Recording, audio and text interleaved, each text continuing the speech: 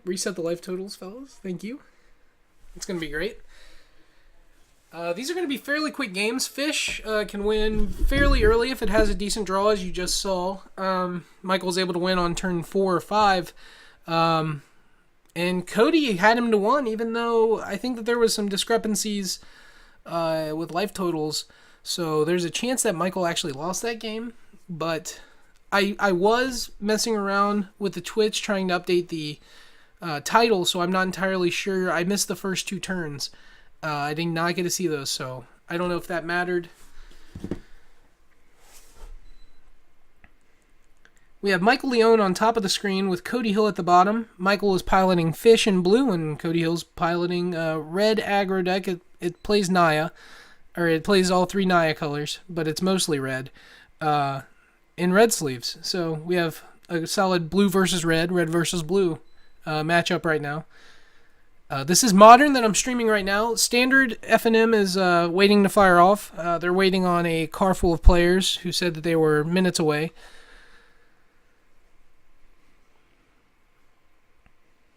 So they're going to start with 7. And I believe Cody is going to be on the play.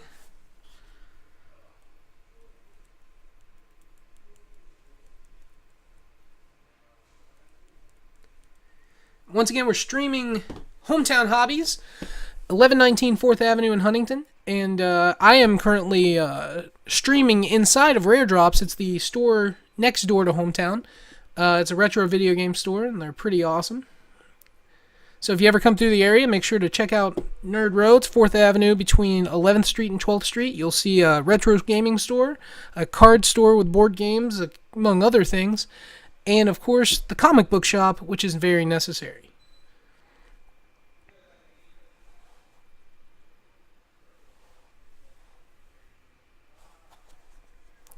Looks like Cody's going to lead with a Grim Lavamancer, and he floats another red to Lava Spike him. That's going to make Lavamancer active, so Michael can't play a 2-drop Merfolk here. Cody should be at 18. He has not shocked himself. He's only taken 1 Wooded Foothills, unless I'm missing something.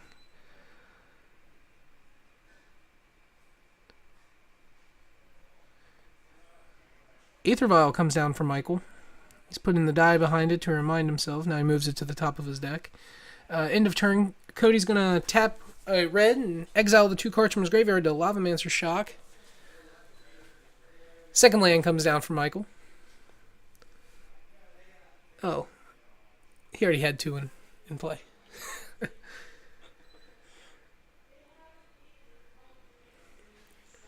I'm still not entirely sure how Cody got to 16. Because the only damage he's taken for this game, unless I missed something again, he's taken an Arid Mesa, a Wooded Foothills, and a Sacred Foundry Shock. That's 4 damage, and he has himself marked at 14.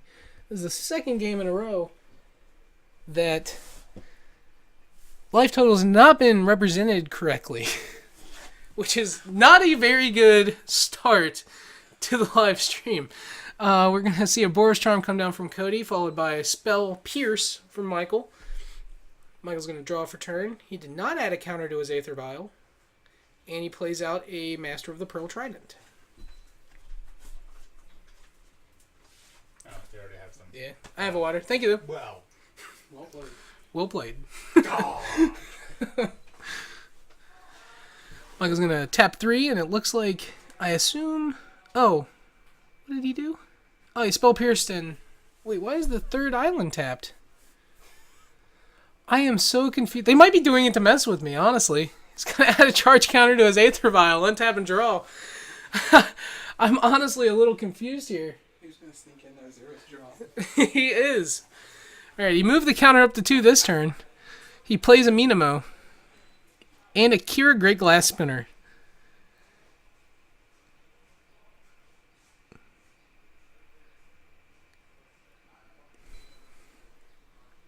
And with that, Cody's going to untap, activate his Rift Bolt, shoot it at the face.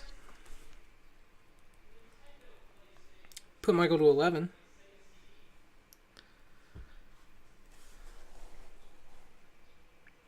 He's thinking, shuffling around his hand, drops a Bloodstained Mire to the table. This is turn 5, and there's not a winner between red and fish. It's unbelievable. It's really, really slow turns for these guys. He's going to go ahead and crack the Bloodstain now. Go to 13, which I believe he should be at 15. I'm not entirely sure.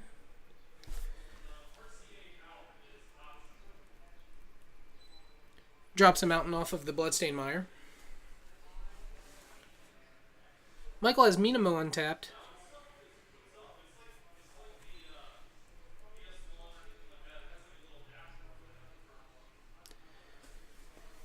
And Cody is going to Lavamancer the Kira and respond, or not respond, he's also, Kira's going to negate the Lavamancer, and then he's going to activate Searing Blaze to kill it, and Michael responds with a Vapor Snag to put it back in his hand. He moves his Aether Vial up to 3.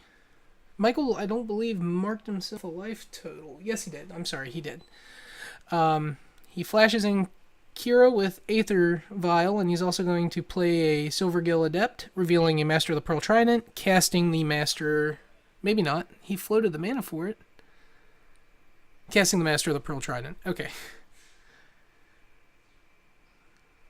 Cody has 2 open mana, and he's not using it, it looks like. He's just going to untap, so I think that means he has lands in his hand. Or possibly other Searing Blazes. Eidolon of the Great Revel comes down for Cody. That's a problem card against fish if they... Actually, it's not really at all. If they have an Aether Vial out, they play very well around Eidolon. If they don't have a Vial, it could be a problem, but more than likely them playing out their 3/3, 4/4, 5/5s that always move up because of the other lords. It doesn't affect them too much. They can race it. He's going to swing in with the 3 able attackers after playing a Mirror Regery off of a Aether Vial. And he also played a Mutavault for turn, which that Mutavault will be a 4/4 creature at the moment if it comes in. He's going to swing all in. Cody's going to take it. No blocks, going to 4 life.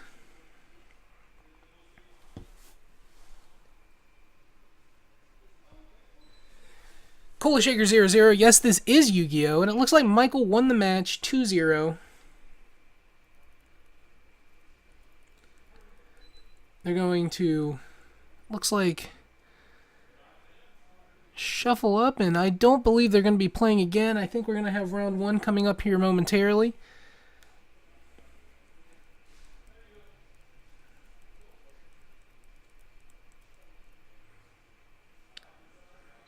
Red versus blue. Thank you, Michael. Thank you, Cody, for some great magic. And more decks are going to be on the table. Oh, Michael's putting them away, I see. Looks like they're clearing stuff away so they can get the feature match table ready to play our first round of the standard FNM.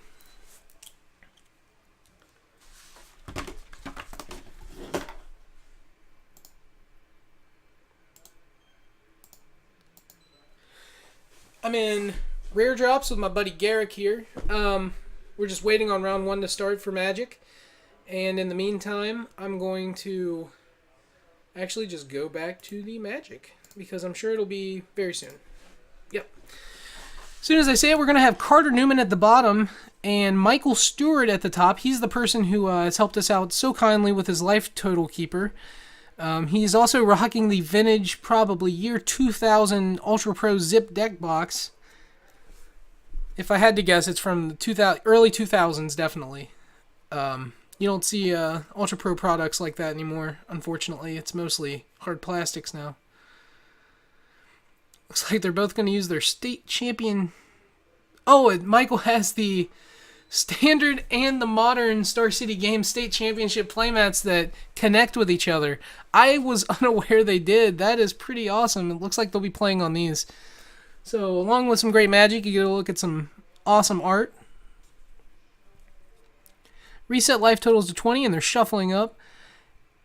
I believe Carter is playing Red-Green Dragons.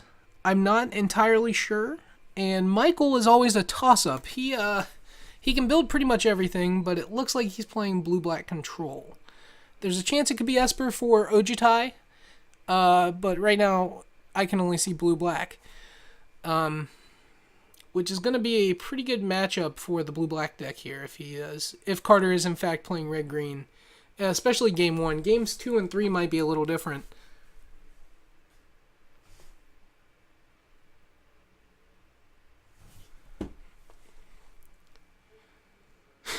You're also going to keep track of it on paper. Always a good idea. I suggest using paper and pen always. I don't like to use other methods of life tracking, which I think is the problem with that last match. They didn't keep it on paper, so they didn't physically need to reach and write. So that could have been a problem with the life totals from last round. But hopefully this round they mark it and everything. Both going to do a quick pile shuffle before we get started. We're already underway next door.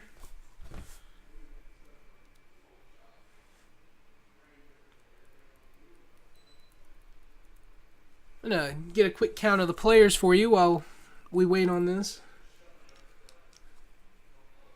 But yeah, tonight's first place prize is going to be a box of Modern Masters 2015 in addition to the store credit prizes and the possibly additional booster pack prizes if we hit above the 30 threshold.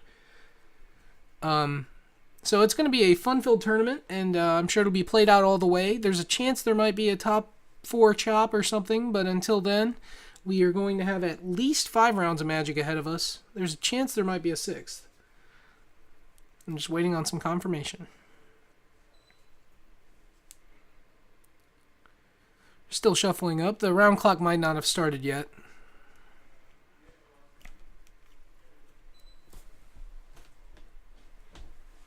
Doing the high roll, Michael's going to roll a 7, and Carter's going to roll a 8.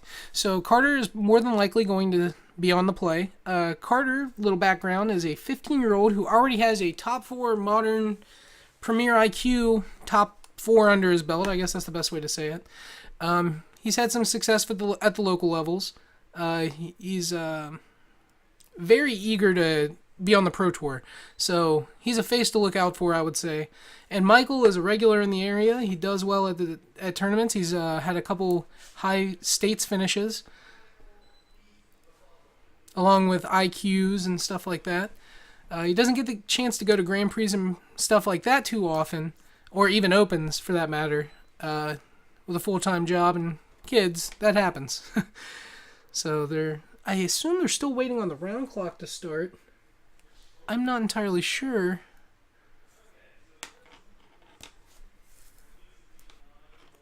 I'm next door at Rare Drops. I could knock on the wall and see if I can get them to start. But it looks like they're just waiting. Matt Oldacre, the store owner of Hometown Hobbies, might be making some announcements. And I believe that's what it was. He was telling them to make sure to update the life totals, maybe. Yes, it looks like Carter is definitely playing red and green cards. Michael is playing blue-black. Carter chooses first, and Michael is probably going to keep. He has 2 Scrylands, 2 Anticipates. It's not a bad hand. He gets to look at a lot of cards. And Carter's going to keep abandoned. We are underway here. Hometown Hobbies, first stream. FNM, standard. Lots of words that don't go together. He's going to keep it and pass. Michael's going to Temple of Deceit. He's going to look, and he's going to think about it. Keep it. Carter's untapped, draws. Drops a Forest, and passes it back. Gonna see a Thoughtseize come down. Arbor Colossus, a Storm Breath, a Thunder Break, a Mana Confluence, 2 Spirit Havens, or Haven of the Spirit Dragon.